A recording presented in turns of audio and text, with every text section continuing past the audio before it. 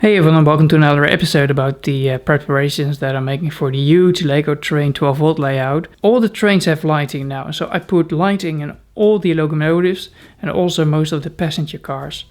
The only ones that don't have lighting yet, the passenger cars, are those that you see here. These 6 small passenger cars don't have it yet, and I didn't put lighting in it because I wasn't planning on it to do so.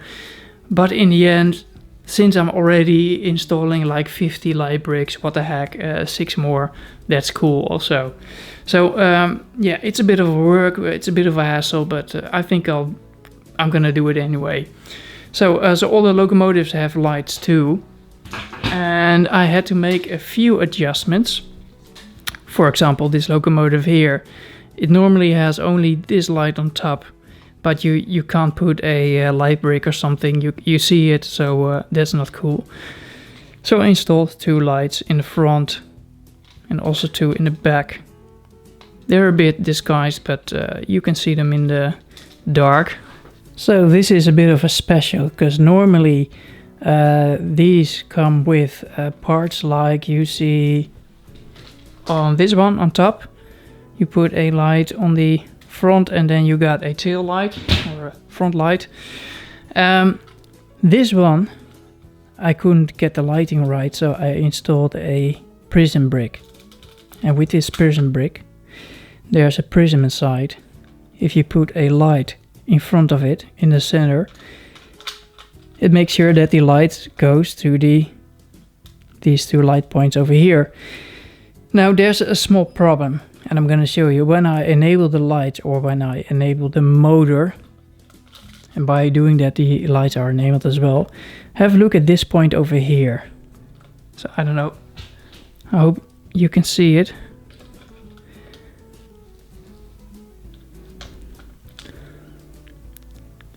Here we go. You see? You can see the light coming out at the back of the light brick. I don't want to do that, so I decided to install these bricks. So it's a bit of an adjustment, but it looks better like that. Maybe I should have installed also a sticker on this one. I now notice this, because these are actually replica stickers that I bought on the internet, and they're pretty good, except for one thing, and that's the following. These have, look at the door, these have original stickers. This one has not. And as you can see, the number of the train on the red one is less bold than the blue one, and the blue one is original and the red one is not.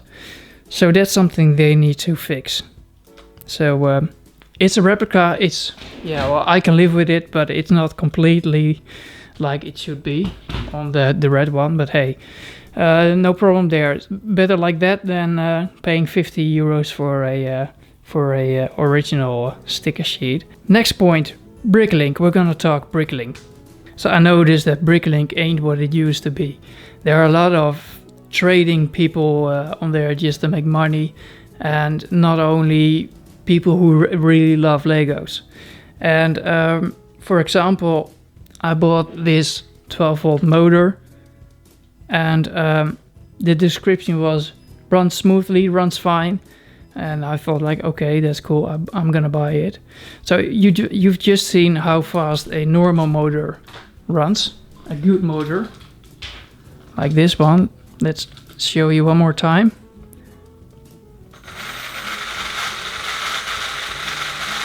You can hear it on the sound that it runs pretty fast. Now let's take the smooth running motor from Bricklink. You hear the difference? And if I apply a bit of friction with my finger, it's already stopping. So no way that this train is gonna pull that this motor is gonna pull a complete train. So yeah, that's just a pity, because you know I paid shipping costs because it needs to go in the package, stuff like that. When you sell something on the Bricklink, test it if it's electric.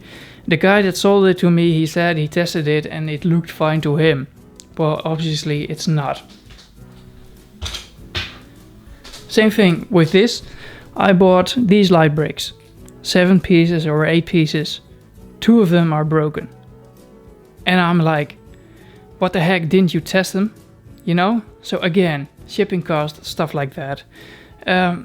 Yeah, it's too bad because I needed like 7 or 8. So I decided to go for a seller in Belgium because, you know, saving shipping costs. 1 package, 1 envelope from Belgium is cheaper than 2 from the Netherlands. Well, too bad because there was also a Dutch seller with 6 light bricks and I needed a bit more. But since these 2 don't work, still have 6 light bricks now. So that's shitty. I'm gonna contact the seller and I want my money back for these 2. Another thing, last thing. I wanted to install new bricks on this locomotive. So first I tried to find a few used ones, but they all were like quality C, crappy, stuff like that. Then I decided to buy new ones. So I selected new items on Bricklink and this is what I got. I don't know if you can see it, if it focuses a bit. You see there's dents and there's I don't know what else. This is another one. Look at the stud in the lower left corner. You see? It's damaged and they don't shine as new ones do. So they're not new. And also with this I'm like what the heck, guys? You know, if you sell something, just be honest about what you're selling and don't try to sell new bricks for twice the price if they're not new. You know, so all the bricks I'm selling, sometimes I sell stuff. Most of the time I'm only buying, but sometimes I'm gonna get rid of something and I always sell them as used because they're not new. Despite the fact that I probably bought them new, I always sell them as used because I use them. There will be scratches on them. If you buy new bricks and you put them in a bin and then you resell it again, alright, then I understand. Then you can name it new bricks for it. But in my case, I'm gonna use them. They go in the bin, I grab in the bin, you know, they scratch against each other, the bricks. They're not new anymore. But maybe I'm a bit harsh about it, I don't know. Anyway, I just want to have my trains look nice and that's it. So, alright, that's it. Following thing is, oh yeah, the yellow bricks. So, some of you did already guess the right with guessing what the yellow bricks were for. Look at that. I don't know if you recognize it. This is actually from the 777 ideas book. It's a Lego train ideas book from the 80s. This bridge was in that book, so I rebuilt it. And I actually rebuilt it completely with the gray pins that you see here. And the gray pins are without friction. I don't fully understand why they did it also in the ideas book. Because it's quite wobbly now because there's no friction in the pins. So, but since I'm gonna attach a lot of track to it, I don't think it'll wobble a lot anymore. And a few other yellow bricks that I'm using to make the slope for the tracks. Alright, last item for today is the lighting of the Lego train sets, the actual track side structures. So let's have a look at that. So this station here, I put a few lights inside the building and in the lampposts here, 2 and there 2 and above the track also 2. Also this station here has 2 lamp lights there, a few in the building and also 2 here. The coal terminal has also 5 or 4, I believe, lights, 4 lampposts in anyway. And also the car terminal, or whatever you call it, has also 3 lights, I believe. And the container terminal has also 5 lights. The container terminal is the only one that I had to adjust a bit because I needed to guide the wire somewhere. So I put some thingies on top of it. So I can guide the wires back to here. Oh, and every set has inside somewhere or below it a terminal block on which I can connect main power, and that way I can actually connect them. last thing about the layout.